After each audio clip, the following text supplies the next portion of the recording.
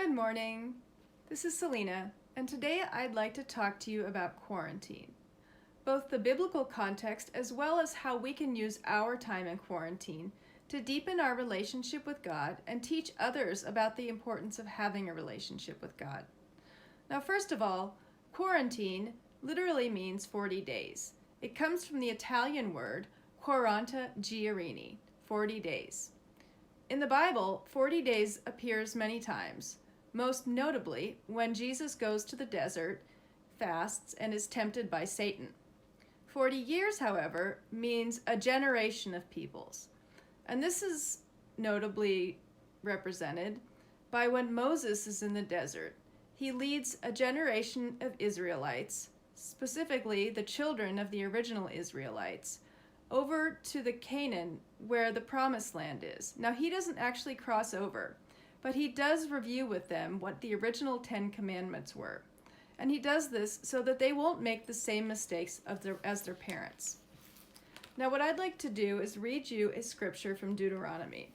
And this is where Moses is talking to the Israelites. Hear, O Israel, the Lord our God, the Lord is one. Love the Lord your God with all your heart and with all your soul and with all your strength. These commandments that I give you today are to be upon your hearts. Impress them upon your children. Talk about them when you sit at home and when you walk along the road, when you lie down and when you get up. Tie them as symbols on your hands and bind them on your foreheads. Write them on the door frames of your houses and on your gates. This is a very interesting passage or scripture, and something that appears other places in the Bible as well. Jesus cites this in the New Testament when he's talking to the Pharisees, and the second most important commandment being love your neighbor as yourself. Now, in Deuteronomy, this is talking about the choices that we make, choices to follow God that benefit us and improve our relationship with others. And we can do this, for example, in the charge that we're going to talk about today. And also that talks about teaching others, our children, is a priority. It's important to pass on to others, our children as well as our friends, whom we might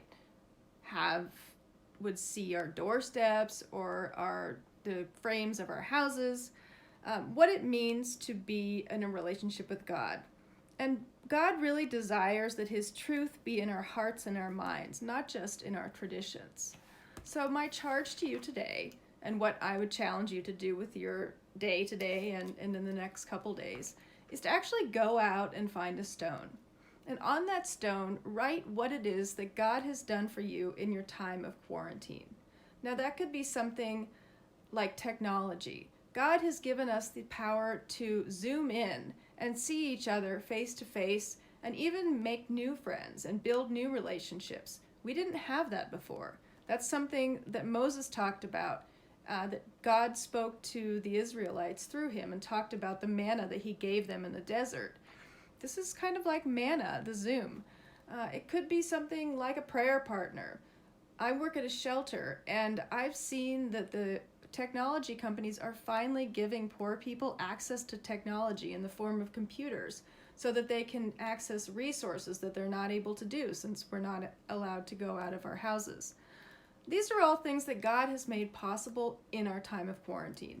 God really loves us in quarantine. He's faithful and he loves a good quarantine. So my charge to you today is have a great day and enjoy your quarantine.